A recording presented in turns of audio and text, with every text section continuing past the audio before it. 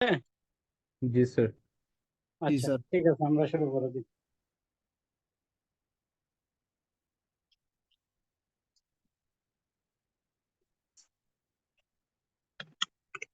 আচ্ছা, তোমরা সবাই একটু লিখো। রেকর্ডিং হচ্ছে নাকি? Yes sir. জি আচ্ছা, স্যার। লেখো চ্যাপ্টার 8 এস্টিমেশন এন্ড হাইপোথিসিস। লেখো chapter 8 estimation and hypothesis. Estimation and test of hypothesis.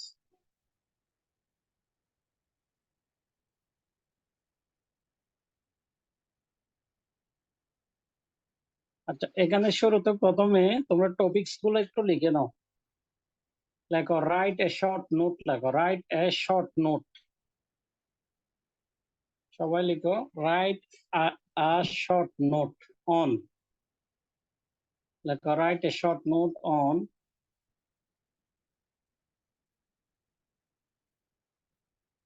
লিখছো?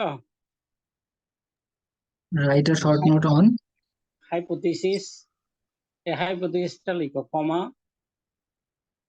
Hypothesis comma, null hypothesis comma, alternative hypothesis.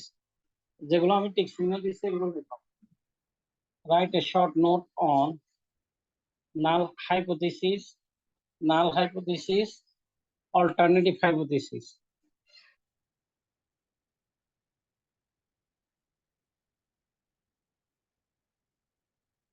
তিনটা লিখছো? জি স্যার। আচ্ছা, জি জি স্যার। স্যার। এরপরে লিখো type 1 error, type 2 error, type 1 error, type 2 error, level of significant P value. এই সাইডটা লেখো।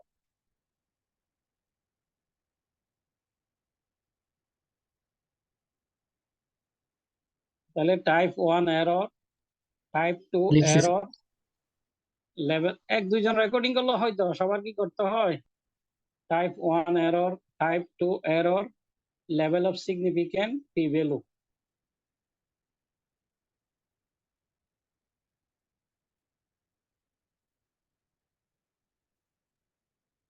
সবাই লিখছো? জি স্যার।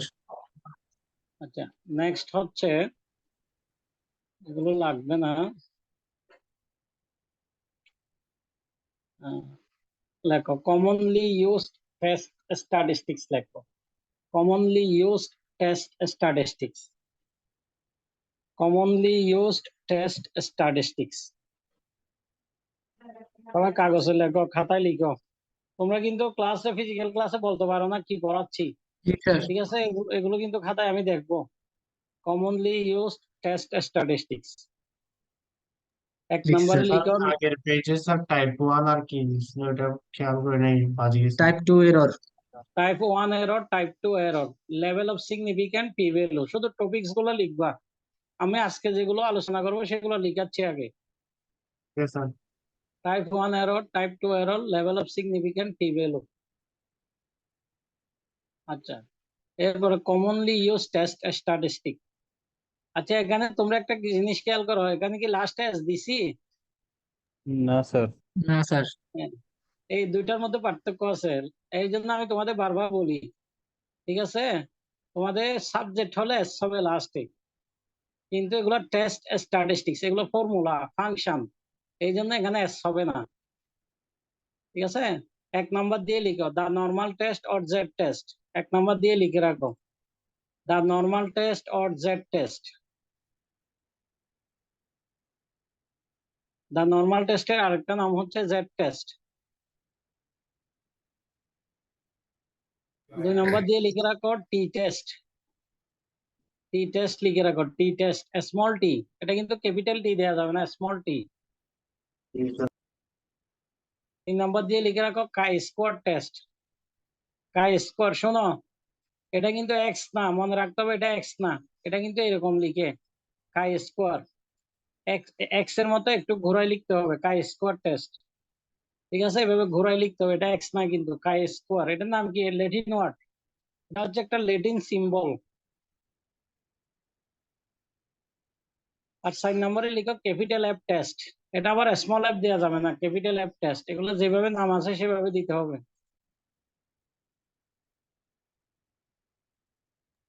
জি স্যার। লিখছো সবাই? জি স্যার। আচ্ছা লাস্টে লিখো থ্যাংক ইউ।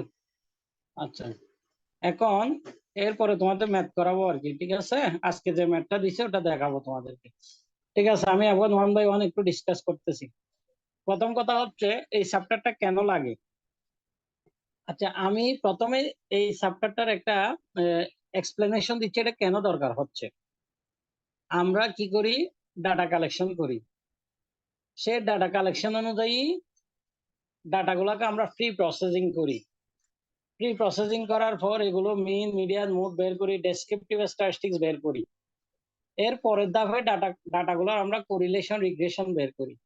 আবার ডাটাগুলা একটা আরেকটার সাথে কতটুকু ডিফারেন্স আছে, একটা আরেকটার সাথে ডিফারেন্স কেমন, একটা আরেকটার সাথে হোমোজেনিটি কেমন, একটা আরেকটার সাথে কতটুকু ইন্ডিপেন্ডেন্ট, এই জিনিসগুলো যাচাই করতে হলে আমাদের টেস্ট দরকার হয়।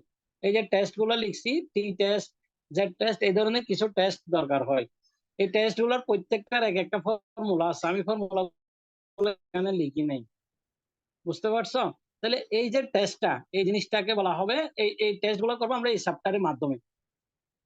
তাহলে ধরো আমি যে ডাটাটা কালেকশন করছি, সে ডাটাটা সাপোজ তোমরা প্রত্যেকে থিসিস করবা অথবা প্রজেক্ট করবা।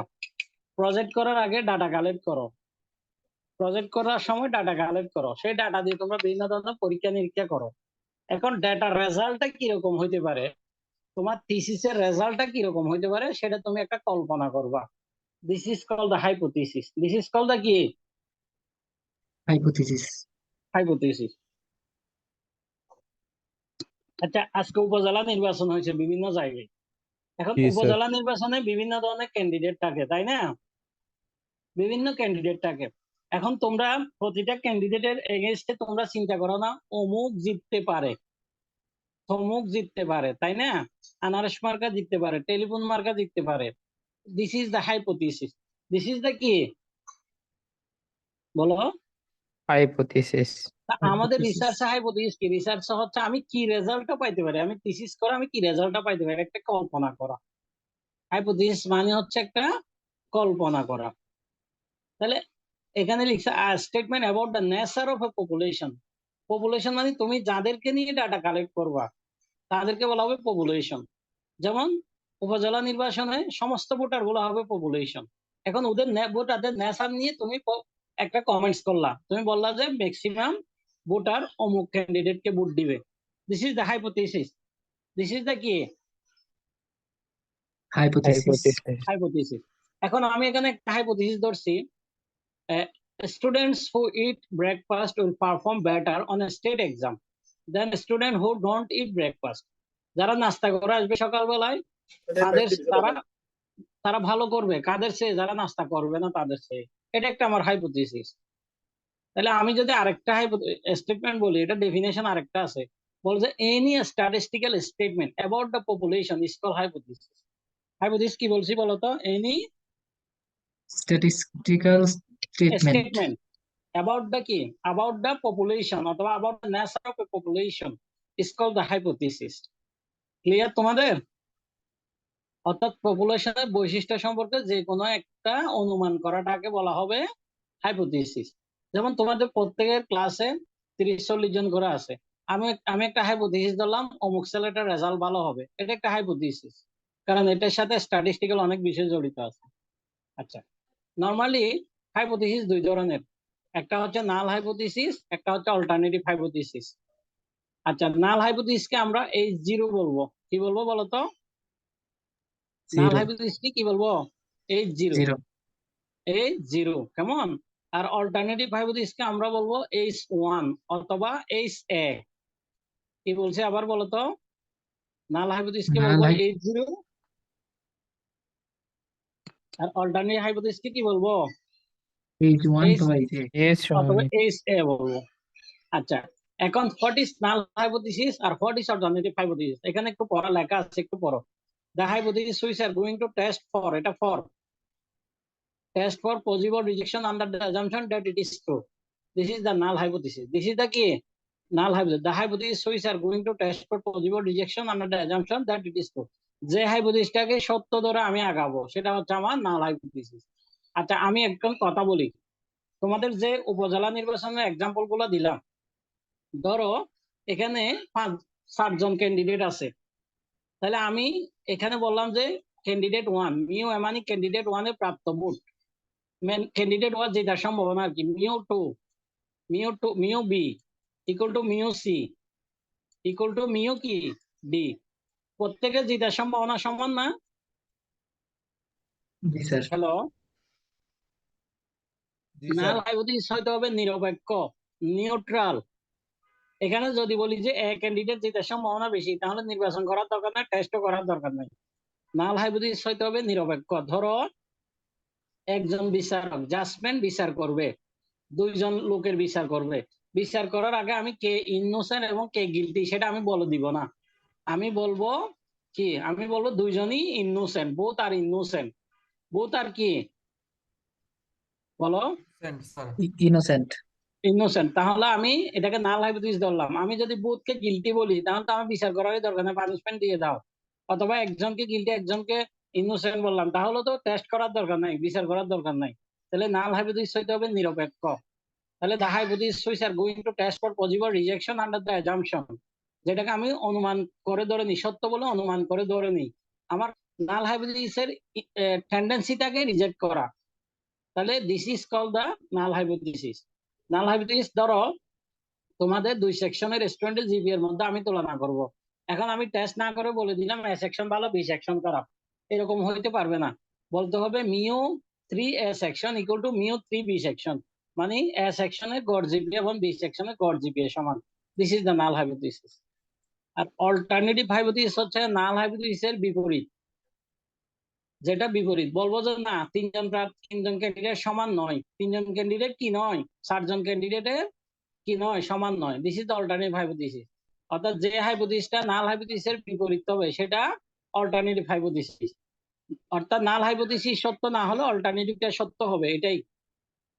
যেমন আমি যদি বলি তোমাদের 2 সেকশনের জিপিএ সমান নয়, mu 3 A is not equal to mu 3 B. Mu মানে গড়, মানে মিউ 3 এ মানে 3 এ সেকশনের 3rd সেমিস্টার এ সেকশনের জিপিএ ইকুয়াল টু যদি মিউ 3 বি হয়, এটা হচ্ছে নাল হাইপোথিসিস। আর যদি না হয়, অল্টারনেটিভ হয়, তাহলে এটা হবে অল্টারনেটিভ হাইপোথিসিস। অল্টারনেটিভ আবার গ্রেটার দেন লেস দেন হইতে পারে, গ্রেটার দেন লেস দেন হইতে পারে, মনে রাখো। আচ্ছা, এখন হাইপোথিসিস বুঝছো কিনা, কিছুটা বুঝছো কিনা বলো? জি স্যার, জি বুঝছি স্যার। স্যার। বুঝছো? তাহলে তুমি যখন রিসার্চে যাবা, তোমাকে হাইপোথিসিস টেস্ট করতে হবে। আচ্ছা, এরপর আসতেছে টাইপ 1 এরর, টাইপ 2 এরর। এগুলো কিন্তু তোমাদের কম্পিউটার সায়েন্সের কনসেপ্ট। তোমাদের কম্পিউটার সায়েন্সে এই কনসেপ্ট গুলো খুব কাজে লাগে। টাইপ 2 এরর, টাইপ 1 এরর এবং টাইপ 2 কি, টাইপ 2 এরর। তোমরা ফলস পজিটিভ, ফলস নেগেটিভ এগুলোর নাম শুনছো? আরেকবার স্যার। না স্যার, শুনি কম্পিউটার নাই সায়েন্সে sir. False positive, false negative এগুলোর নাম শুনছো কিনা? হ্যাঁ, শোনো না নাই? তো স্যার। না স্যার। না স্যার, শুনি নাই স্যার। নতুন এগুলো লাগতেছে। তোমাদের 7 সেমিস্টারে লাগবে। ওই ফলস পজিটিভ, ফলস নেগেটিভ এগুলাই টাইপ 1 এরর এবং টাইপ 2 এরর আর কি। এগুলো সেকেন্ড সেমিস্টারে থিসিস করার সময় লাগবে, ডাটা সায়েন্সে লাগবে। তাহলে এখানে পরে দেখো, the error of rejecting null hypothesis. আমি নাল হাইপোথিসিসকে রিজেক্ট করব, কিন্তু বাস্তবে নাল হাইপোথিসিস সত্য ছিল। This is a type 1 error. প্রথম কথা হচ্ছে এরর মানে কি বলো? এরর মানে কি? ভুল। ভুল। আমি যখন রিসার্চ করব, তখন একটা সত্য জিনিসকে আমি রিজেক্ট করে দিলাম, ভুল একটা জিনিসকে গ্রহণ করলাম, ভুল একটা মেথডকে গ্রহণ করলাম। অথবা ধরো আমি কোন একটা ভালো অ্যালগোরিদমকে বাতিল করে দিয়ে ভুল একটা অ্যালগোরিদম আমি গ্রহণ করলাম, এটাকে বলে টাইপ 1 এরর। আবারও বলতেছি, না হাইপোথিসিস সত্য ছিল, কিন্তু আমি এটাকে রিজেক্ট করে অল্টারনেটিভ হাইপোথিসিসটা গ্রহণ করছি। This is the type 1 error, the error of rejecting null hypothesis which is true. এটা সত্য ছিল, কিন্তু আমি গ্রহণ করছি অ্যাকসেপ্টিং অল্টারনেটিভটা hypothesis. This is the first 1 error.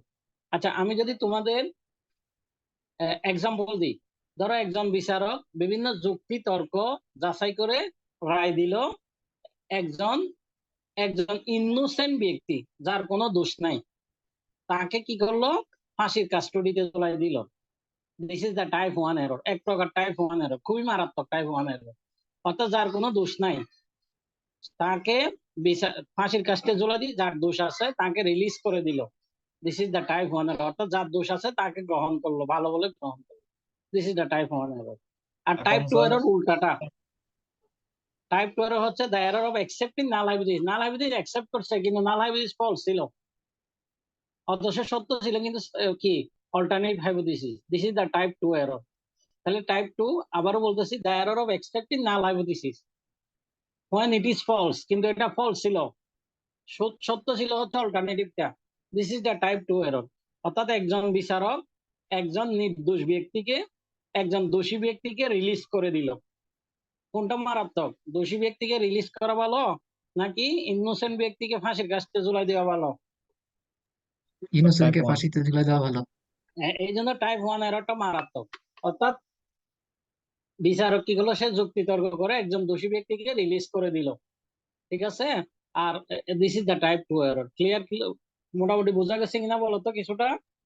G sir. আচ্ছা, এবার আসলে level of significant, P value, এই দুটা জিনিস আমি একটু বোঝাবো। প্রথম কথা হচ্ছে what is level of significant. তোমরা একটু লিখে রাখো খাতার মধ্যে। লেভেল অফ সিগনিফিক্যান্টকে আমরা আলফা দ্বারা ডিনোটেড করব। কি দ্বারা? আলফা দ্বারা। আলফা দ্বারা ডিনোটেড করব। আচ্ছা, এখন আলফা 3 প্রকারের আছে। আলফা হচ্ছে, দেখো, আলফা হচ্ছে 10%, আলফা হচ্ছে 5%, আলফা হচ্ছে 1%। আলফা কত পার্সেন্ট বলো তো? বলো, আলফা কত পার্সেন্ট? আলফা 1%। 10% হইতে পারে, আলফা 5% হইতে পারে, আলফা 1% হইতে পারে। এটার মানে কি আগে একটু পড়ি। আমরা যখন কোন একটা টেস্ট করব, কোন একটা কাজ করবো, স্ট্যাটিস্টিক্সে কোন কাজকে 100% পিওর ধরে না। 100% পিওর ধরবে ফিজিক্স, কেমিস্ট্রি, ওগুলাতে 5% ভুল থাকতে পারবে না। একদম এক্স্যাক্টলি সত্য হইতে হবে। বুঝতে পারছো কিনা? আচ্ছা, এখন করোনা, ধরো করোনার টিকা যখন আবিষ্কার করছে, তখন করোনার টিকা কি 100% তোমার অ্যাকসেপ্টেন্স হয়েছে? 100% সফল হয়েছে নাকি? না স্যার হয় নাই। হয় নাই। 80% হয়তো কেমন গেছে, তাও কিন্তু অ্যাপ্লাই করে ফেলছে, কারণ ওই সময় মানুষ সংকটে ছিল। কিন্তু এই বর্তমান পজিশনে তুমি 80% খাওয়াইতে পারবা না, 95% ঠিক থাকতে হবে করোনার টিকাগুলা। আচ্ছা, তাহলে আলফার মানে হচ্ছে তুমি যে কাজটা করবা সেটা 90% ঠিক। তাহলে ভুল কয় পার্সেন্ট বলো? স্যার 90%। 10%। এই 10% হচ্ছে আলফা, যেটাকে আমরা লেভেল অফ সিগনিফিকেন্ট বলি। আচ্ছা, আমার কাজটা যদি 95% ঠিক হয়, ভুল কয় পার্সেন্ট? স্যার 10। না, 95% ঠিক হইলে ভুল কয় পার্সেন্ট? 5% স্যার। এই 5% হচ্ছে আলফা এর মান। আমার কাজ যদি 99% ঠিক হয়, ভুল কয় পার্সেন্ট? স্যার 1%। 1% বলে, এই 1% হচ্ছে আলফা এর মান। এটা আমি তোমাদের প্র্যাকটিক্যাল ইউজ করে দেখাই দিব। কোন একটা স্ট্যাটিস্টিক্যাল পেপারে এগুলো কোথায় ইউজ হয়, স্ট্যাটিস্টিক্যাল না, তোমাদের পেপারে হইতে পারে, যে কোনো পেপারে এটা হইতে পারে, কোথায় ইউজ হয়, ঠিক আছে। তাহলে আমরা আলফা কি বুঝছি? আলফা মানে হচ্ছে the probability of type 1 error. Type 1 error যেটা আমরা একটু আগে পড়াচ্ছি, সেটা আসার সম্ভাবনা। টাইপ 1 এরর হওয়ার সম্ভাবনাকে আমরা আলফা বলবো, লেভেল অফ সিগনিফিকেন্ট বলবো। তাহলে দ্য প্রবাবিলিটি অফ টাইপ, একদম ইজি, দেখো, the probability of type 1 error denoted by alpha. Denoted by, এখানে একটা আলফা হবে, এখানে একটা আলফা দিবা, is called level of significant. Is called কি লেভেল অফ বলো? Significant, sir significance. Called by sir alpha দিব নাকি লেভেল অফ সিগনিফিকেন্স দিব? লেভেল অফ সিগনিফিকেন্ট ব্র্যাকেটে আলফা দিবে আর কি। আচ্ছা স্যার বুঝছি। আচ্ছা, এখন লিখো ফি ভ্যালু। ফি ভ্যালু এখানে অনেক বড় আছে, তোমরা লেখো। দেখো, ফি ভ্যালু সবাই খাতায় লিখে রাখো। দেখো, P value is the least possible values of alpha. বলো, ফি ভ্যালু ইজ দ্য, বলো, least possible value of alpha. সবাই লিখো, সবাই লিখো। P value is the least possible values of alpha. লেখো, ফর হুইচ, লেখো, for which P value is the least possible values of alpha, for which we can reject the null hypothesis. আবার বলো, কি বলছি? P value is the least possible values of alpha for alpha, which for we which can. We can reject the null hypothesis. যেখানে আমরা নাল হাইপোথিসিসটা reject করি, যেখানে আমরা নাল hypothesis কি করি, রিজেক্ট করি। আবার বলো, P value is the least Table possible is the values of least possible. Alpha. alpha for which we which can reject the null hypothesis. Good. অর্থাৎ পি ভ্যালু হচ্ছে আলফা ভ্যালু এর সর্বনিম্ন মান, যেখানে আমরা নাল হাইপোথিসিস কি করি, বলো। Reject. Reject. নাল আচ্ছা, আমি তোমাদের এখন একটা ডায়াগ্রামের মাধ্যমে জিনিসটা একটু এক্সপ্লেইন করি। এই যে ডায়াগ্রামটা দেখতেছো তোমরা, এই জি স্যার। ডায়াগ্রামটা স্যার। দেখতেছো? ভিকার। আচ্ছা, এটা আমি প্রয়োজন একটা হোয়াইট কালার পেজে নিই, তাহলে আমার বোঝাতে সুবিধা হবে।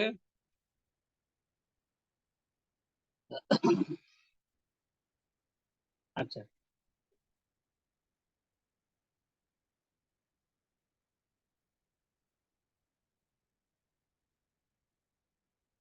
আচ্ছা এখন দেখো, আমি তোমাদের একটা ডায়াগ্রাম আঁকলাম। সাপোজ একটা ডায়াগ্রাম আঁকতেছি। এই ডায়াগ্রামের টোটাল এরিয়া হচ্ছে 1। টোটাল এরিয়া কত? 1 One. 1. ওই যে আমি তোমাদেরকে পড়াইছিলাম, মনে নাই? The total area under the probability is equal to 1। Yes sir. 1 মানে 100% আর কি। 1 মানে কত percent? Total probability 100%. Total probability 100%। আচ্ছা, এখন এই ডায়াগ্রামটাকে আমি দুইটা ভাগে ভাগ করছি। একটা হচ্ছে অ্যাকসেপ্টেন্স রিজিয়ন, একটা হচ্ছে ক্রিটিক্যাল রিজিয়ন। আচ্ছা, তোমাদেরকে আমি বলছি কোন একটা ডাটা যদি 95%, কোন একটা কাজ যদি 95% শুদ্ধ হয়, তাহলে কয় পার্সেন্ট ভুল বলছি? 5%। 5%. এই 5%টা কার মান? Alpha Alpha. লেভেল অফ আলফার সিগনিফিকেন্স। মান। তাহলে এই যে 95% শুদ্ধ, এই 95% এর ভ্যালু গুলো থাকবে এখানে। 95% এর এরিয়াটা হচ্ছে এটা। এই জন্য এই এরিয়াটাকে বলা হয় অ্যাকসেপ্টেন্স রিজিয়ন। কি বলা হয় বলো? Acceptance acceptance region. রিজিয়ন। আরেকটা নাম হচ্ছে কনফিডেন্স লেভেল, কনফিডেন্স ইন্টারভ্যাল অথবা কনফিডেন্স লেভেল। কনফিডেন্স লেভেলটা কিন্তু এটা। আচ্ছা, কনফিডেন্সের বাংলা কি? বিশ্বাস। আস্থা। আস্থা না? অর্থাৎ আমি 95% আস্থার সহিত এই কাজটা করছি এখানে, 95% আস্থার সহিত। Acceptance region. তাহলে রিজেকশন রিজিয়ন কোনটা? Critical region. রিজেকশন রিজিয়ন হচ্ছে এটা। এটার নাম কি বলতো? Rejection area. আবার বলো। তাহলে এটা অ্যাকসেপ্টেন্স রিজিয়ন, এগুলো কি? এই দুইটা রিজিয়ন কি? Rejection area. Rejection area. Rejection area. আরেকটা নাম আছে অ্যাকসেপ্টেন্স রিজিয়ন অথবা ক্রিটিক্যাল রিজিয়ন। কি region? critical Critical region. region. আমার অ্যাকসেপ্টেন্স রিজিয়নে যদি 95% থাকে, ক্রিটিক্যাল রিজিয়নে কয় পার্সেন্ট থাকবে? 5%. এই 5%, এই 5% কে আবার দুই ভাগ করো, যেহেতু দুই মাথা। এই পাশে কতগুলো, এই পাশে কতগুলো, কত হবে? আড়াই। এই যে দেখো, 2.5 এই জন্য এখানে 2.5%। এই জন্য এখানে কত পার্সেন্ট? 2.5%. এই 0.5% 2.5% কে বলা হয় ফি ভ্যালু, সিগনিফিক্যান্ট ভ্যালু। এই 2.5% কে কি বলা হবে? Significant value. ফি Significant ভ্যালু value. অথবা সিগনিফিক্যান্ট। তাহলে ফি ভ্যালু কোথা থেকে শুরু হয়েছে? এই ডায়াগ্রামের পর থেকে না শুরু হয়েছে? এই জায়গা থেকে এটুকু পর্যন্ত না? এগুলো না? এই যে ডট ডট গুলো কি value? Significant value. Significant value. ফি ভ্যালু। ডট ডট গুলো কি ভ্যালু? P value. তাহলে আমি ফি ভ্যালুর সংজ্ঞা কি দিছি বলো? P value is the least possible values of alpha. Alpha value এর সর্বনিম্ন মান। দেখো, আলফা ভ্যালু সর্বনিম্ন এখান থেকে শুরু হয়েছে, তাই না? এখান থেকে না? Yes sir. এটা আলফা এর জায়গা, এটা আলফা এর জায়গা, এটা হচ্ছে আলফা এর জায়গা। সরি, আলফা ভ্যালু এগুলো হচ্ছে আলফা এর জায়গা, এগুলো আলফা এর জায়গা। তাহলে খেয়াল করো, এই যে পি ভ্যালু হচ্ছে আলফা ভ্যালু সর্বনিম্ন মান, এখান থেকে শুরু এদিকে বাড়তেছে। P value is the least possible values of alpha for which we can reject the null hypothesis. যেখানে আমরা নাল হাইপোথিসিসটা রিজেক্ট করি। তা আমরা এই এরিয়াটার নাম কি দিছি? রিজেকশন এরিয়াটা না? এই এরিয়াটার নাম কি দিছি বলো? Rejection area. তাহলে ক্রিটিক্যাল নাল রিজিয়ন। হাইপোথিসিস যেটা আমি ধরছিলাম সেটা যদি সত্য হয়, তাহলে আমার থাকবে এই এরিয়াটাতে। সেটা যদি রিজেক্ট করি, সত্য না হয়, তাহলে থাকবে এই এরিয়াগুলোতে। তোমাদের এখন কিছুটা আন্দাজ করতে পারছো কিনা বলো? এগুলো কিন্তু টাফ পড়াশোনা। স্যার এগুলো এরিয়াটা পড়াশোনা একটু আরেকবার tough। বলবেন? এগুলো পড়াশোনা একটু বুঝতে হয়, টাফ। বুঝতেছ? আচ্ছা, আমি আবারও বলতেছি, নাল পি ভ্যালু হচ্ছে আলফা ভ্যালু এর সর্বনিম্ন মান। পি ভ্যালু কার মান? আলফা ভ্যালুর সর্বনিম্ন মান। আলফা ভ্যালুর সর্বনিম্ন মান। তাহলে আমার নাল হাইপোথিসিস যেটা সেটা যদি অ্যাকসেপ্ট হয় তাহলে আমার মানটা থাকবে এই এরিয়াটাতে, অ্যাকসেপ্টেন্স রিজন, কনফিডেন্স লেভেলে। আর যদি রিজেক্ট হয় তাহলে এখানে থাকবে। এখন আমি একটু তোমাদেরকে জিনিসটা একটু ব্রিফ করি, খেয়াল করো। এখানে কি লেখা আছে পড়ো তো। পি এর মান কিসের চেয়ে কম বলো তো? পি এর মান এখানে পি এর মান কত 0.04 পার্সেন্টের চেয়ে কম? 1%। আচ্ছা আচ্ছা, আমি বলতেছি পি এর মান যদি 1%-এর কম হয়। 10%-এর চেয়ে বেশি হয়, কি কি বলছি বলো? পি এর মান যদি কিসের চেয়ে বেশি হয়? 10%-এর থেকে বেশি। তাহলে এই যে এটা 10%-এর চেয়ে বেশি না কম? বেশি স্যার। বেশি। বেশি। তাহলে the result considered not significant, আমি যে রেজাল্টটা পাইছি সেটা সিগনিফিকেন্ট নয়। ক্লিয়ারলি বুঝছো কিনা বলো? জি স্যার। জি স্যার। পি এর মান যদি 1%-এর কম হয়, পি এর মান যদি কিসের চেয়ে কম হয়? 1%-এর কম। 1%-এর কম হয়, তাহলে আমি যে রেজাল্টটা পাইছি সেটা হাইলি সিগনিফিকেন্ট। তোমরা আগে থেকে বলছি ফি মানে খারাপ জিনিস।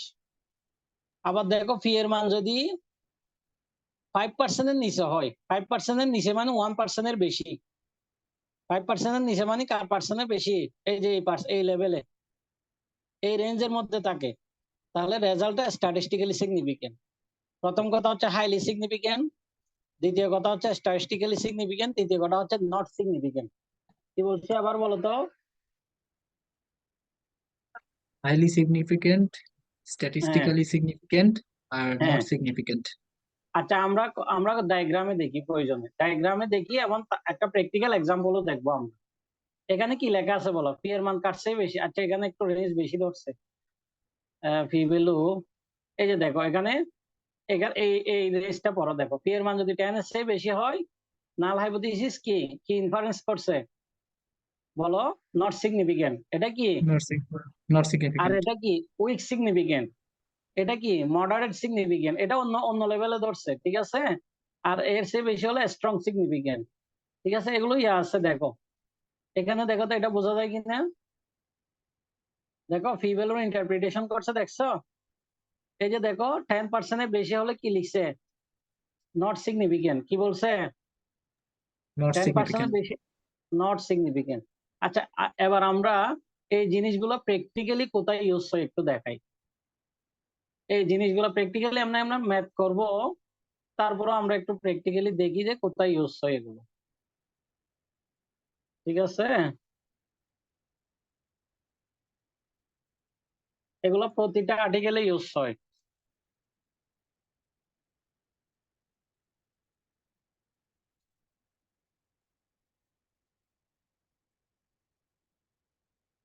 আচ্ছা এই যে একটা পেপার দেখছি নিয়ে আমি, দেখো ধরো এটা একটা আর্টিকেল, কেমন?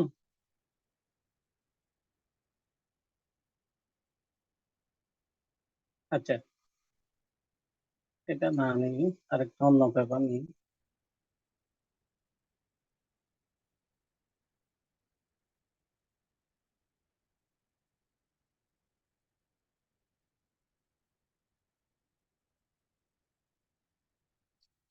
আচ্ছা তোমাদের দেখো এই যে হাইপোথিসিস, দেখো এটা একটা হাইপোথিসিস, দেখছো? এটা একটা কি? কনসেপশন মডেল এন্ড কি? হাইপোথিসিস। একটা মডেল, একটা হাইপোথিসিস। এখানে H1 থেকে H7 পর্যন্ত হাইপোথিসিস গুলো একসাথে ধরছে। এটা একটা মডেল, দেখছো? হাইপোথিসিস লিখছে কিভাবে, দেখছো? H1 H2 H3, দেখছো? এই যে হাইপোথিসিস দেখো, এগুলো কিন্তু হাইপোথিসিস। H10 একটা হাইপোথিসিস। এখানে ভেরিয়েবল 10টা, এই জন্য 10টা হাইপোথিসিস। দেখো এগুলো হাইপোথিসিস, ঠিক আছে। এই যে তোমাদের কি বলছি, কিসের মান বলছি? ফি ভ্যালু, তাই না? আচ্ছা এগুলো কি বলতো? তোমরা কোরিলেশন পড়ছো? জি স্যার। এই যে কোরিলেশন কোএফিসিয়েন্ট পড়ছো না? জি স্যার। ডেসক্রিপটিভ স্ট্যাটিস্টিক্স পড়ছো না? এই যে কোরিলেশনের ভ্যালু আর কি, এগুলো কোরিলেশনের ভ্যালু কত থেকে কতর মধ্যে থাকে? -1 থেকে প্লাস +1। +1। দেখো তো এখানে এইটুক পর্যন্ত, সরি টিএল থেকে শুরু করে ওএস পর্যন্ত, এর বেশি আছে কিনা? -1 থেকে +1 এর বেশি? না স্যার। এটা কি এসডি মানে কি? Standard deviation. স্ট্যান্ডার্ড এসডি মানে ডেভিয়েশন। কি? স্ট্যান্ডার্ড একটা ডেভিয়েশন। ছেলেও বলতে পারে না। এসডি মানে কি? স্যার স্ট্যান্ডার্ড সফটওয়্যার ডেভেলপমেন্ট ঘুরতেছিল deviation, স্যার মাথায়, বুঝি নাই। সফটওয়্যার ডেভেলপমেন্ট ঘুরতেছিল মাথায়। আমার কথা কি বোঝা যায়? যাচ্ছে জি স্যার। স্যার বোঝা যায়। জি স্যার। আচ্ছা, পি ভ্যালু কোথায় দেখছো? এখানে পি ভ্যালু কোথায় আছে? এই যে দেখছো পি ভ্যালু, পি ভ্যালু দেখছো কিনা বলো। জি স্যার। জি জি স্যার। স্যার। আচ্ছা, পি এর মান যদি কার চেয়ে বেশি থাকে, 10% এর বেশি থাকলে, এখানে কিন্তু 10% ধরো নাই, এখানে 5% ধরছে। 5% এর বেশি, 5% এর বেশি থাকলে সেটা অ্যাকসেপ্টেড হবে না, হাইপোথিসিস অ্যাকসেপ্ট হবে না। 0.09 মানে কয় পার্সেন্ট বলো? 90%, 9%। অর্থাৎ আমি বলি তোমাদেরকে, বর্তমানে কিন্তু 10% কাউন্ট করে না, বলো যে 95% শুদ্ধ, 10% বলবো মানে অনেক বেশি বল। দেখো এই জন্য এখানে 5% পর্যন্ত নিছি আমরা। কত পার্সেন্ট পর্যন্ত নিছি? এই যে দেখো 5%। আচ্ছা, 9%, এটার মানে হচ্ছে এখানে পি এর মান 9%, এটা নট সাপোর্টেড। এটা কত পার্সেন্ট? 7% না? Not supported. এটা কত পার্সেন্ট? 73% 7%। Not supported. এটা কত পার্সেন্ট? 13%, 13% not supported. কিন্তু যেগুলো কি দিছি, স্টার দিছি, সেগুলো কি বলো? যে স্টার দিছি সেগুলো ভ্যালু কত থেকে কতর মধ্যে বলো? 1% থেকে হ্যাঁ, 1% এর নিচে। কত পার্সেন্টের নিচে? 1%-এর নিচে। আচ্ছা, এই যে এস্টিমেট লিখছি, তোমাদেরকে বিটা পড়াইছিলাম মনে আছে? রিগ্রেশন কোএফিসিয়েন্ট, তোমাদের রিগ্রেশন কোএফিসিয়েন্ট পড়াইছিলাম না? বিটা, বি ওয়াই এক্স, জি বি এক্স স্যার। ওয়াই। এটা জি স্যার। হচ্ছে, এটা আর কি, এটা হচ্ছে রিগ্রেশন কোএফিসিয়েন্ট। এগুলা B Y X, B X Y পড়াইছিলাম না? হ্যাঁ, জি স্যার। মনে আছে? জি স্যার। এটা হচ্ছে রিগ্রেশন কোএফিসিয়েন্ট। এখন তোমরা চাইলে কি করতে পারো, তোমাদের কম্পিউটার সায়েন্স রিলেটেড অনেক পেপার আছে, তাও ওখানে এই কাজগুলো আছে, আমার কাছেও আছে কম্পিউটার সায়েন্স রিলেটেড। আমি তোমাদের এটা দেখানোর অর্থ হচ্ছে পেপার দেখানো নয়, এই কাজগুলো কি করা বলো, বলো না, এগুলো যে প্র্যাকটিক্যালি ইউজ হয় সেটার একটা ইয়া দেখা। ঠিক আছে, দাঁড়াও আমি কম্পিউটার সায়েন্সের পেপার দেখি, দেখি এটাতে থাকতে পারে, এটা আইসিটির পেপার। দেখো, আচ্ছা, এটাতে ফার্স্ট কথা আবার তোমাদের চেয়ারম্যান, সেকেন্ড কথা আমি। দেখো, এই যে দেখো এখানে, দেখো মিন স্ট্যান্ডার্ড ডিভিশন দেখছো? জি স্যার। হ্যালো, হ্যাঁ, দেখো এখানেও ডায়াগ্রাম আছে। এই যে রিগ্রেশনের এই ইকুয়েশনটা লেখাইছিলাম না, y ইকুয়াল জি to a sir. Plus bx, জি এটাকে আমি স্যার। বড় করে দিচ্ছি আর কি, y equal to a plus bx। আর এগুলো হচ্ছে কোরিলেশন, এগুলো হচ্ছে কোরিলেশন। ঠিক আছে, পি ভ্যালু দেখো এবার। আচ্ছা, তোমাদেরকে আজকে অ্যাপ টেস্টের করার কথা বলছি না, একটু আগে অ্যাপ টেস্ট লিখে দিছি না? এই যে অ্যাপ দেখছো, জি অ্যাপ টেস্টে ব্যবহার আছে এগুলো, অ্যাপ টেস্ট, এই যে অ্যাপ দেখো। আর রিগ্রেশন মডেল দেখো, এগুলো হচ্ছে পি ভ্যালু। আচ্ছা, এখানে বলো তোমাদের পি ভ্যালু সবগুলো কার চেয়ে বড়? এখানে 10 এর চেয়ে বড় না? প্রথম দুইটা কার চেয়ে বড়? 10 এর চেয়ে বড়। কিন্তু পরের দুইটা কিন্তু 5% এর নিচে আছে, এই জন্য পরের Yes, দুইটা sir. সিগনিফিকেন্ট, প্রথম দুইটা সিগনিফিকেন্ট নয়। ঠিক আছে, এই যে দেখো পি ভ্যালু এখানেও লেখা আছে, এটা পি ভ্যালুর মান আর কি। আচ্ছা, একটু আগে 95% কনফিডেন্স ইন্টারভ্যাল একটা লিখছিলাম মনে আছে? জি স্যার। একটু আগে কনফিডেন্স ইন্টারভ্যাল লিখছি না? জি স্যার। এটার ব্যবহারও আছে, কিন্তু যদিও তোমাদের এটা পড়াচ্ছি না। দেখছো, আসলে কোনো কিছু এখানে ফেলনা নয়, এটা আবার ডাটা সায়েন্সে, এটা আর প্রোগ্রামিং এ করা। ঠিক আছে, এখানে কোনো কিছু ফেলনা নয়, প্রত্যেকটা জিনিস তোমাদের লাগবে ভবিষ্যতে, এই জন্য পড়ানো হচ্ছে। ঠিক আছে, আমাদের কি থিওরি আর বোঝাইতে হবে? কনফিউজিং ব্যাপার সব স্যার। থিওরি যেগুলো বলার আছে সেগুলো বলে ফেলছি। এখন কথা হচ্ছে দেখো, এরপর আমি তোমাদেরকে লিখেছি কমনলি ইউজ টেস্ট স্ট্যাটিস্টিক্স। একটা হচ্ছে জেড টেস্ট, একটা হচ্ছে জেড টেস্ট বা নর্মাল টেস্ট, একটা হচ্ছে টি টেস্ট, একটা হচ্ছে কাই স্কোয়ার টেস্ট, একটা অ্যাপ টেস্ট। এগুলো প্রত্যেকটার আলাদা আলাদা ফর্মুলা আছে। ঠিক আছে, কোনটা কখন ইউজ হবে। কিন্তু আমি তোমাদের এখানে পরীক্ষায় লিখবো শুধুমাত্র write write down the commonly use test statistics, এরকম বলে তোমরা সাইটটা লিখবা। একটা হচ্ছে নর্মাল টেস্ট, একটা টি টেস্ট, একটা কাই স্কোয়ার টেস্ট, একটা অ্যাপ টেস্ট। কিন্তু তোমাদের পরীক্ষার জন্য ইউজ শিখবা, কখন কাই স্কোয়ার টেস্টটা ইউজ করতে হবে সেই সম্পর্কে আমি বলতে পারি, তখন এই 6টা দিতে হবে। অর্থাৎ কাই স্কোয়ার টেস্টটা কখন ইউজ করব আমরা। আমার কথা বুঝতেছো? জি স্যার। আচ্ছা, কাই স্কোয়ার টেস্টটা ধরো 2 নম্বরে, একদম পরে বোঝাচ্ছি। 2 নম্বরে বলবো কোন একটা ডাটা যে আমি নিলাম সেটা কতটুকু ফিট করছে, অর্থাৎ আমার রেজাল্টের সাথে আমার অরিজিনাল ডাটা কতটুকু ফিট করছে, সেটাকে বলে গুডনেস অফ ফিট। এই গুডনেস অফ ফিট যাচাই করার জন্য করব। দুইটা গুণবাচক চলকের স্বাধীনতা যাচাই করার জন্য করব। একই ভেরিয়েবলে দুইটা ভেরিয়েবলের মধ্যে কোরিলেশন কোএফিসিয়েন্টের টেস্ট করার জন্য করব। দুইটা ভেরিয়েবলের মধ্যে হোমোজেনিটি টেস্ট করার জন্য করব। হোমোজেনিটি মানে একই রকম আর কি। প্রথমে দুইটা ভেরিয়েবলের মধ্যে আবার অনেকগুলো ভেরিয়েবলের মধ্যে আমরা হোমোজেনিটি টেস্ট করার জন্য করব। তাহলে পপুলেশন ভেরিয়েন্স, যেটা কোন একটা ডাটার ভেরিয়েন্স যেটা বের করব, সেই ভেরিয়েন্সটা ঠিক আছে কিনা সেটা কতটুকু সিগনিফিকেন্ট সেটা যাচাই করার জন্য আমরা কাই স্কোয়ার টেস্ট করব। তাহলে পরীক্ষায় তোমাদের এভাবে প্রশ্ন আসতে পারে, write down the application of chi square, লিখে রাখো, write down the application of chi square. সবাই লিখে রাখো, write down the application of chi square. কি বলছি বলো? Write down the application. application of chi square. তাহলে কাই স্কোয়ার টেস্টের অ্যাপ্লিকেশন বললে কোনটা দিবা বলো? এখন যেটা দেখাইছি সেটা দিবা, কোনটা দিবা বলো? এখন যেটা দেখাইছেন ওইটা তো। Chi-square JN. হ্যাঁ, এখন Sorry. আমরা একটা ম্যাথ করব। তোমাদের ম্যাথ কোনটা দিছে আমি নিজেও ভুলে গেছি। আমি একটা ম্যাথ দেখাচ্ছি, দেখো। প্রবলেম 8। স্যার এর আগে প্রবলেম একটা 8 কোয়েশ্চেন বলছিলেন না যেটাতে সবগুলো লিখতে হবে? বুঝি নাই। এর আগে একটা কোয়েশ্চেন বলছিলেন না যেটাতে সবগুলো লিখতে হবে, 4টা টেস্ট, ওইটা কোনটা?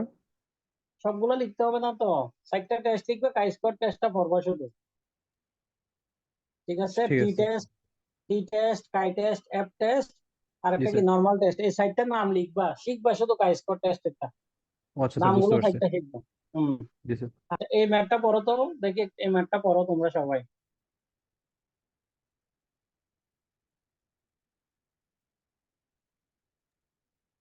কোনটা তোমরা স্যার? এই ম্যাথটা পড়ো, আমি যেটা কালারিং করে দিচ্ছি এই ম্যাথটা স্যার করলে দেখা আমাদের যাচ্ছে না। স্যার স্ক্রিন দেখা যাচ্ছে না। আপনার ডিসপ্লে শো করতেছে না স্যার। কি হলো? স্যার তাহলে স্ক্রিন এতক্ষণ অফ আছে। এতক্ষণ কি করলাম আমি? না স্যার এতক্ষণ ছিল, এখন গেছে গেছে। স্যার এতক্ষণ ছিল স্যার। দেখা যায় ম্যাথ। এই জি ম্যাথটা স্যার। জি স্যার দেখা যাচ্ছে। হ্যাঁ স্যার এখন আসছে।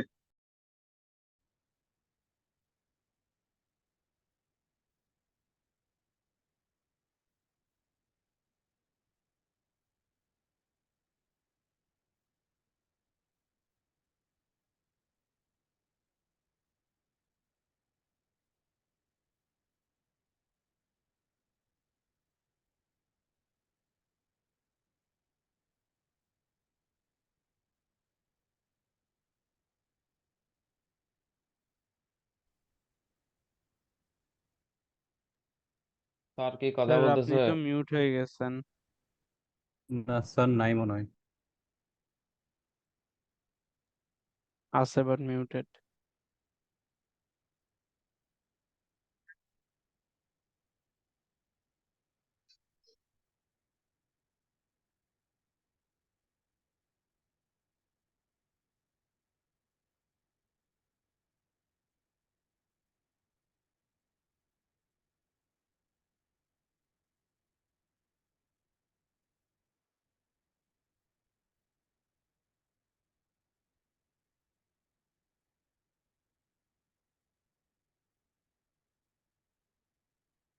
এই জন্য এটার নাম হচ্ছে O11। কি নাম বলো?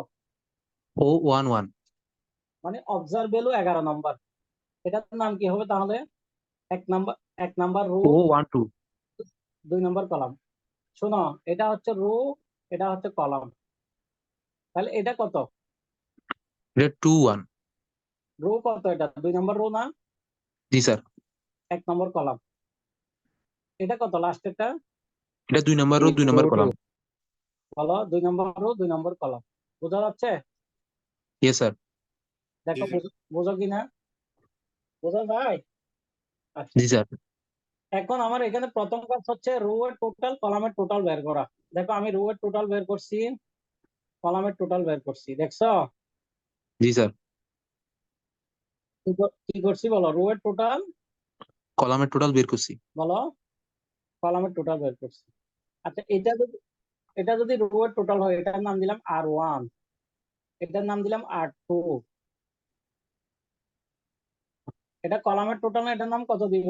P1 P1 C1, এটার নাম দিলাম C2, C2 এটা 2 নম্বর কলামের টোটাল C2, আর এটার নাম হচ্ছে N, N মানে কি গ্র্যান্ড টোটাল, N মানে কি mid grand total. Grand total. Grand total. আচ্ছা, এখন আমি যদি এটাকে এই সূত্রটাকে যদি আমি ভেঙে লিখি তাহলে কিভাবে লিখতে পারি বলো তো সবাই? Summation of O Y J 11, square O 11 বলো O minus 11 E11, minus 11 O idea লাগবে না, সামেশন লাগবে না, ভেঙে লিখতে হচ্ছে E11 whole square divide by কত 11 E11। তোমরা আমার কথা বুঝতেছো? জি স্যার। এখন কত লিখবো? O 1 2 1 2 1 2 minus E 1 2 divide whole square divide by কত, E 1 2 এরপর কত লিখবো? বাসে বসে ক্লাস করতেছো না? না এরপর স্যার কত ওই লিখবো? পাশে দিয়ে ট্রেন যাচ্ছে তো। কেউ আবার টিউশনিতে করতেছে তাই না ক্লাস? জি স্যার। টিউশনিতে যারা করতেছে স্টুডেন্ট সহ বসাই দাও, ঠিক আছে? আচ্ছা, তাহলে আর কত লিখবো? E21, এরপর কত 21 লিখবো বলো? E- এরপর কত 2 2 লিখবো? minus E 2 2 E22, whole যাক square আমি আর divided by E করতেছি 2 না। 2 আচ্ছা, এখন 11 থেকে 22 পর্যন্ত মানগুলো আবার জানা আছে কিনা, ওরগুলো অবজারভেবল গুলো আমরা পাইছি কিনা বলো? জি স্যার। অবজারভেবল গুলো আমাদের জানা জানা নাই কোনগুলো? স্যার এক্সপেক্টেড ভ্যালুগুলো। তাহলে এক্সপেক্টেড ভ্যালু সূত্রটা লিখি আমরা, ভালো করে একটা বুঝে নাও, একদম ইজি। প্রথম এক্সপেক্টেড ভ্যালুটা কত? E11 না? জি স্যার। আমি তোমাদের শুরুতেই বলছি এখানে প্রথমটা রো নির্দেশ করে, পরেরটা কলাম নির্দেশ করে। প্রথমটা রো, পরেরটা কি কলাম নির্দেশ করে। বলো? এবার বলো R1, R1, এই যে R দিয়ে 1 ইন্টু C দিয়ে 1 ডিভাইড বাই N, পারবা কিনা বলো? জি স্যার পারবেন R1 ইনশাআল্লাহ। Into C1 divide by N। R1 এর মান কত? 90 না? জি স্যার। এই 90। C1 এর মান কত? 65 65 65। কত দিয়ে ভাগ? 200 দিয়ে 200 ভাগ। 200 দিয়ে। আবার তাহলে এটা কত হবে? R1 বলো এটা 90 ইন্টু না, বলো R1 135 into C2, R1 into বা C2 R1 by into C2 divided N। by N, এটা কত হবে? R2 ইন্টু এটা হচ্ছে R2 into C1 by N। R2 কত আমার 110, C1 কত? হ্যাঁ, আর এটা কত হবে? এটা R2 R2 into into C2 into C2 by divide by 100 N। 200। তাহলে তোমাদের এই সূত্রটা লিখে নেওয়া জরুরি আমার মতে, নাহলে বলে যাবা। এখন অবজার্ভ ভ্যালু এক্সপেক্টেড ভ্যালু বুঝে গেছি কিনা বলো? জি স্যার বুঝে গেছি স্যার। জি স্যার তাহলে এটার অঙ্ক ম্যাথ 50% শেষ হয়ে যায়। এখানে একটা জায়গায় আমি কোথায় যেন ভুল ছিল, কোথাও মনে হয় একটা মান ভুল লিখছি, এখানে দেখো। এটা ঠিক আছে, এটা ঠিক আছে, এটা ঠিক আছে, এটাও ঠিক আছে না? কোথায় যেন একটা জায়গায় ভুল ছিল ম্যাথ। আচ্ছা যাই, তোমরা পরে বলতে স্যার পারো। E21 স্যার E2 1 ভুল লিখছেন স্যার হ্যাঁ, স্যার E21 এ ভুল আছে, ও E21 ভুল আছে না? 33 থেকে 35 হবে স্যার। হ্যাঁ, স্যার আচ্ছা তোমরা 33 এর জায়গায় 35 হবে স্যার। ও 33, ও আচ্ছা, হ্যাঁ হ্যাঁ হ্যাঁ, এই যে এখানে 35 হবে, গুড, এখানে 35 হবে, ঠিক আছে। তাহলে আমাদের কাই স্কয়ারের ভ্যালু কত আসছে বলো? এই মানগুলো যখন আমি এই 3. সূত্রে বসাচ্ছি, না 3 পয়েন্ট না তো, আচ্ছা সরি স্যার। জি 9 9.24 পয়েন্ট কত? 24 24। আমাদের কাই স্কয়ারের ভ্যালু আছে 9.24, এটা হচ্ছে কাই স্কয়ারের ভ্যালু। এখন এই ভ্যালুটা আমরা কি ক্যালকুলেট করে পাইছি নাকি টেবল থেকে পাইছি? এটা এটা স্যার এটা স্যার ক্যালকুলেট করে পাইছি। সূত্র দিয়ে পাইছি। তাহলে এটাকে বলা ক্যালকুলেটেড ভ্যালু। কি ভ্যালু বলো? Calculated value. তোমরা এখানে চাইলে কাই স্কয়ার ক্যাল লিখে দিতে পারো, ক্যাল মানে ক্যালকুলেট, ক্যাল মানে কত? ক্যালকুলেটেড। ক্যালকুলেট। এবার আসো, এখন এটার সাথে আমাদের একটা রেজাল্ট কম্পেয়ার করতে হবে। এখন আসো, এখানে কি বলছে বলো? দেখো, খেয়াল করো এখানে কি বলছে? Test at 5% level of significance whether there is any relationship between আচ্ছা, এখানে দেখো at 5% level of significance, তার মিন্স আলফার মান 5%। আলফার মান কত percent? 5%। 5% tabulated value of chi-square at the rate 1 df মানে degrees of freedom, df মানে কত? Degrees of freedom. 1 degrees of freedom। আচ্ছা, ডিগ্রিজ অফ ফ্রিডম কিভাবে বের করতে হবে সেটা আমি শিখাই, কিন্তু ডিগ্রিজ অফ ফ্রিডম জিনিসটা একটু পরে আমি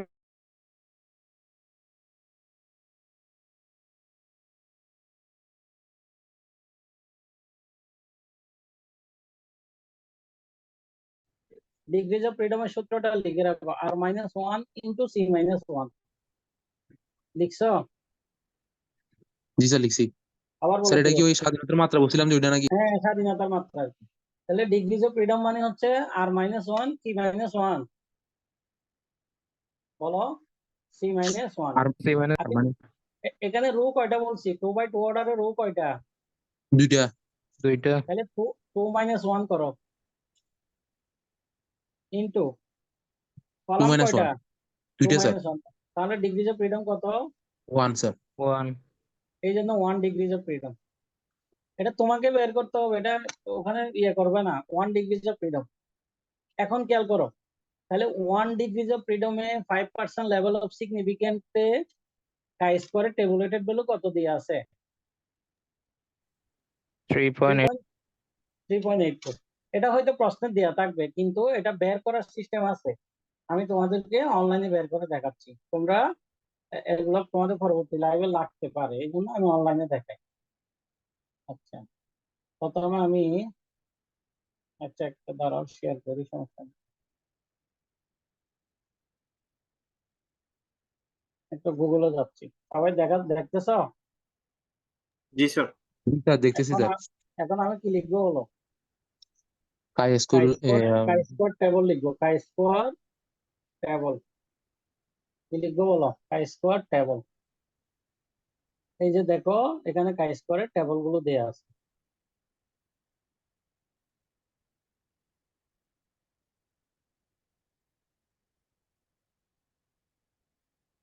দেরি করো কেন? এত দেরি করতেছো কেন? স্যার ব্যান্ডেজ স্লো হয়ে গেছে ওয়াইফাই আমার। স্লো। এই যে দেখো, কাই স্কোয়ারের টেবল গুলো দেয়া আছে। আচ্ছা, আমাদের ডিগ্রিজ অফ ফ্রিডম কত? 1 ডিগ্রিজ অফ ফ্রিডম। তাহলে 1 এটা কিনা বলো? এখানে কি, এটার নাম কি? Degrees of freedom. 1 কিনা? 1 না? জি স্যার। জি স্যার। আমাদের আলফা ইকুয়াল টু 5%। 5% মানে কত? 0.05। 0.05। এই যে 0.05, এটা না? জি স্যার। তাহলে আলফার মান 5%, ডিগ্রিজ অফ ফ্রিডম 1। তাহলে কোথায় ইন্টারসেক্ট করতেছে? এই ভ্যালুটা কিনা দেখো তো। জি স্যার। পাইছো? 3.84 পাইছো? পাইছি স্যার। আচ্ছা, এখন যদি 2 ডিগ্রিজ অফ ফ্রিডম হইতো, তাহলে আলফার মান 5.99। 5%। হ্যাঁ, আর যদি আমি এটা 1% বলতাম, আলফার মান 1 ডিগ্রিজ অফ ফ্রিডম 1%, তখন কত হইতো? 6.3।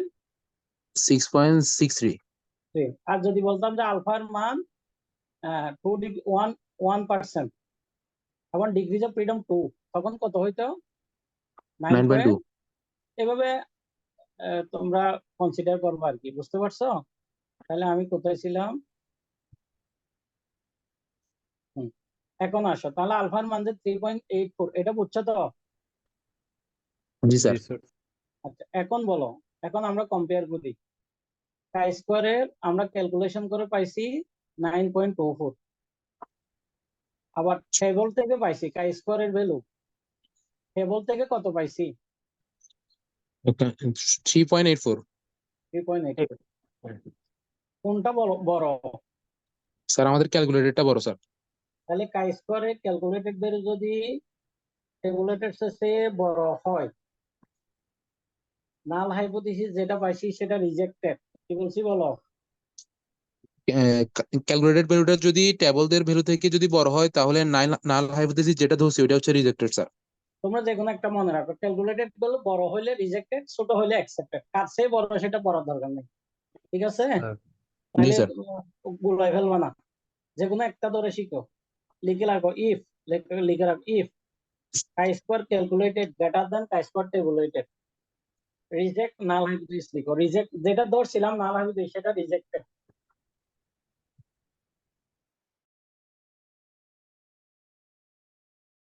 আর বলো, if if chi square calculated greater than chi square table tabulated, then তাহলে নাল null হাইপোথিসিস। hypothesis rejected হ্যাঁ, আর উল্টাটা হলে কি? accepted। আচ্ছা, এখন আমরা নাল হাইপোথিসিস কি ধরছি দেখি। আমরা নাল হাফিজ কি ধরছিলাম? There is no relation between job and result satisfaction. আমরা বলছিলাম যে রিলেশন নাই, কিন্তু বাস্তবে আমরা কি পাইলাম? Relation রিজেক্ট পাই করে গেছি স্যার, দিছি তো, যেটা ধরছি সেটা তো রিজেক্ট করে দিছি, বাস্তবে কি পাইছি? রিলেশন আছে। আছে। এই জন্য দেখো there is a relationship between কি রেজাল্ট এন্ড বলো জব স্যাটিসফ্যাকশন। Job satisfaction. এখন আসো ডিগ্রিজ অফ ফ্রিডম, এটাই তো কমেন্ট করবা। এখানে ম্যাথে হচ্ছে কমেন্ট করাটাই মেইন ইম্পর্টেন্ট। এবার আসো ডিগ্রিজ অফ ফ্রিডম কি জিনিস এটা বোঝায়। ধরো তোমাদের ক্লাসে 40 জন স্টুডেন্ট আছে। কতজন স্টুডেন্ট 40। 40 জন স্টুডেন্ট স্যার। বলো? 40 স্টুডেন্ট আছে। আজকে যেহেতু লাস্ট ক্লাস, আমি তোমাদের জন্য 40টা বার্গারের অর্ডার দিলাম, অনলাইন বার্গার। স্যার পাশে আসবে স্যার। আসো, অনলাইন বার্গারের অর্ডার দিলাম 40টা। এখন 40 জন স্টুডেন্ট সারিবদ্ধভাবে বসছে। আমরা চিকেন বার্গার, ভিতরে চিকেন আছে। এখন আমি প্রথম জনকে ডাকলাম, সে কি করবে? 40টা বার্গার থেকে সে নিজের মতো করে, যেহেতু চিকেন আছে, চিকেনটা চয়েস করে নিবে, তাই না? একটা বার্গার স্যার। চয়েস করে নিবে, করবে কি না? করবো স্যার। হ্যাঁ, বাঙালি মানে দেখলে তো এটা ওটা চয়েস করে, স্বাভাবিক। সমান থাকলেও চয়েস করবে, বলো যে এটা মনে হয় বেশি আছে, এটা মনে হয় ভালো। আচ্ছা, তাহলে সে ফুললি কিন্তু ফ্রিডম পাইছে। সে ফুললি কি পাইছে? ফ্রিডম পাই স্যার। ফ্রিডম পাইছে। এখন এরপরে যে আসবে তার ফ্রিডম একটা কমে গেছে কিনা বলো? জি স্যার, একটা কমে গেছে। একটা কমে, সে 39টা থেকে সে বাছাই করবে, ঠিক আছে কিনা? 39টা থেকে সে বার্গার বাছাই করবে। এবং এইভাবে যাইতে যাইতে লাস্টে 2টা বার্গার আছে, কিন্তু স্টুডেন্ট কয়জন আছে বলো? 2টা বার্গার থাকলে স্টুডেন্ট কয়জন স্টুডেন্ট থাকবে? 2 জন আছে স্যার। 2 জন আছে। এখন 2 জন ওই থাকবে। 2 জন থেকে 39 নম্বর ব্যক্তি যিনি স্টুডেন্ট, যিনি, ওকে আমি ডাকলাম। ও 2টা থেকে একটা চয়েস করতে পারবে কিনা জি স্যার। বলো? পারবে। সে 2টা থেকে একটা চয়েস করতে পারবে কিনা? যদিও তার লিমিট কমে গেছে, কিন্তু সে পারতেছে কিনা? পারতেছে স্যার। পারতেছে। তাহলে সেও চয়েস করে নিয়ে গেল। এখন লাস্টে যিনি আসবে তার কি কোনো চয়েস আছে? না স্যার, সি আর। চেয়ার। তাহলে কয়জন চয়েস করতে পারে নাই? একজন চয়েস করতে পারে না স্যার। এই জন্য ডিগ্রি অফ ফ্রিডম সবসময় একদম R-1 C-1। আমার কথা বুঝতেছো? জি স্যার। তাহলে ডিগ্রি অফ ফ্রিডম সবসময় কত কম? এক কম। তাহলে ρ-1 কলাম -1। এখন বোঝা গেছে তো, একজনকে ম্যান্ডাটরি নিতে হবে, একজনকে ম্যান্ডাটরি নিতে হবে। এটাই হচ্ছে ডিগ্রিজ অফ ফ্রিডম। তাহলে ডিগ্রিজ অফ ফ্রিডম হচ্ছে স্বাধীনতার মাত্রা, number of independent choice. Degrees of ফ্রিডমের সংজ্ঞা কি বলো? Number of independent choice. Independent choice. তাহলে নাম্বার অফ ইন্ডিপেন্ডেন্ট চয়েসে কয়জন হয় নাই? একজন। একজন হয় নাই, ঠিক আছে, বাকিদের হয়ে গেছে। নাম্বার অফ ইন্ডিপেন্ডেন্ট চয়েস একজন হয় না। আচ্ছা, ঠিক আছে, তাহলে তোমাদের এই ম্যাথ গুলো পারবা? হ্যালো, জি স্যার। এই ম্যাথ গুলো ইনশাআল্লাহ পারবা স্যার। কিনা? জি স্যার। আচ্ছা, তোমাদের 26 আছে? 1 to 6 ও তো দেখি মেসেজ দিছে। 3DM এর 1 to 6 আছে? হ্যালো, আসাদুল ইসলাম নাকি ওর নাম? আচ্ছা আচ্ছা, যাই হোক, দেখো পারবা? পারবা। এখন আরেকটা ম্যাথ আমি দেখাচ্ছি, দেখো এটাও সেম ম্যাথ নাকি? আচ্ছা, তোমাদের একটু আগে যেটা দিছি গ্রুপে, ওটা কি একই ধরনের ম্যাথ? এই ম্যাথ নাকি? আমার কথা বুঝতেছো? তোমাদের একটা করতে দিলাম না, একই ম্যাথ, ঠিক আছে। আচ্ছা, আমি তোমাদের এই ধরনের আরো কয়েকটা ম্যাথ আমি তোমাদের গ্রুপে দিব, তোমরা একটু প্র্যাকটিস করবা। পারবা কিনা বলো? জি স্যার। তাহলে আমার চ্যাপ্টার 5 এখানেই শেষ। চ্যাপ্টার 5 বলতে চ্যাপ্টার 8 আর কি। তোমাদের এখানে মোটামুটি শেষ বলা যায়। এখন আগামীকাল অথবা আগামী সপ্তাহে আমি চ্যাপ্টার 4টা একটু রিভিউ করব, কারণ চ্যাপ্টার 4 অনেকে ছিল না, সেটা থিওরিটিক্যালি ইয়াতে দেখাইছি অফ ক্লাসে। অনেকের হয়তো ম্যাথ ট্যাথ মিস গেছে, ওটা একটু রিভিউ করবো, তোমরা চাইলে ওই দিন থাকতে পারো। ঠিক আছে, যে সমস্ত সেকশন গুলো সমস্যা আর কি। আমার কথা বুঝতেছো? জি স্যার স্যার। এটা কি অনলাইনে? অনলাইনে স্যার অনলাইনে অনলাইনে। আচ্ছা, এখন স্যার এখন প্রত্যেক ক্লাসে সিআরগন, প্রত্যেক সেকশনের সিআরগন আমার সাথে রাতের মধ্যে একটু পার্সোনালি যোগাযোগ করবা। আমার কথা বুঝতেছো? পার্সোনালি হোয়াটসঅ্যাপে নক দিবা অথবা কল করবা। জি কি স্যার। বলছি বলো? প্রত্যেক সেকশনে সিআরগন জি স্যার। আমার সাথে রাতের মধ্যে পার্সোনালি একটু নক করবা, ঠিক আছে? আচ্ছা, এখন আর কার কোনো কিছু সমস্যা আছে কিনা বলো।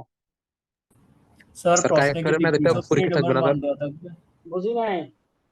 স্যার প্রশ্নে কি ডিগ্রিজ অফ ফ্রিডমের মান দেওয়া থাকবে? দেয়া থাকবে, দেয়া থাকবে, খেয়াল করতে হবে না, দেয়া থাকবে।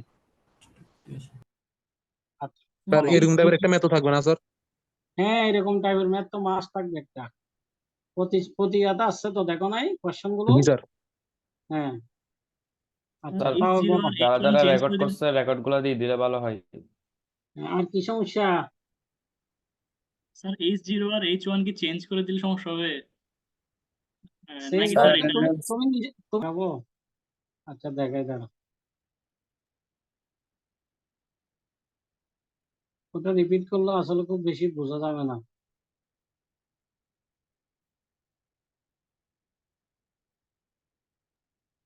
স্যার ম্যাথের ক্ষেত্রে পি ভ্যালুর মানটা কি এত ইম্পর্টেন্ট?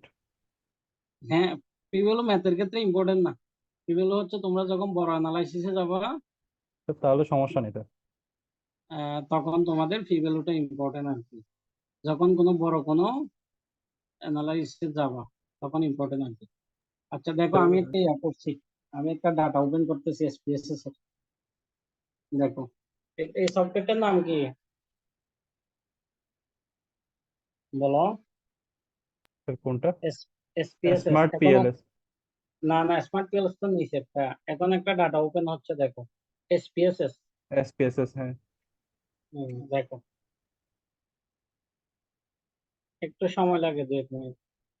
এখানে জাভার কাজ আছে, পাইথনের কাজ আছে তোমাদের, ঠিক আছে? অনেকগুলো কাজ আছে এখানে।